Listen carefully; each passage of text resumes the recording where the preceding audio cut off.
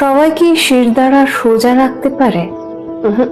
সবাই পারে না। শিরদাঁড়া সোজা রাখতে গেলে ত্যাগ করা শিখতে হয়, মুখের ওপর না বলতে হয়, অন্যায়ের বিরুদ্ধে রুখে দাঁড়াতে হয়, নিজের সম্মানের কথা ভাবতে হয়, তবেই না শিরদাঁড়া সোজা থাকবে।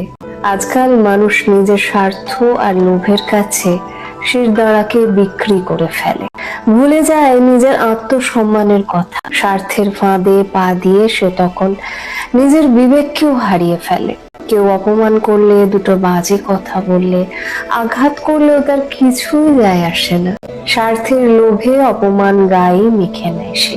মানুষ তখন নিচে নামতে নামতে এতটা নিচে নেমে যায় যে কেউ অপমান করলেও সেগুলো সে হাসি মুখে মেনে নিতে থাকে।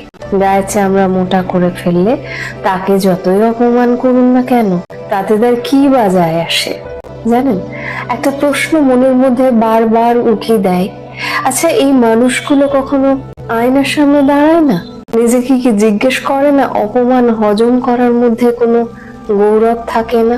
আসলে পা চাটতে চাটতে নিজেকে বিকিয়ে দেয় জলের তরে। মানুষ হতে গেলে মান আর হুঁশ দুটোই থাকতে হয়। মানুষ ভুলে যায় এই পৃথিবীর সব থেকে বড় সম্মানের নাম আত্মসম্মান, যা সবার কাছেই আছে, শুধু ওটাকে বাঁচিয়ে রাখতে হয়।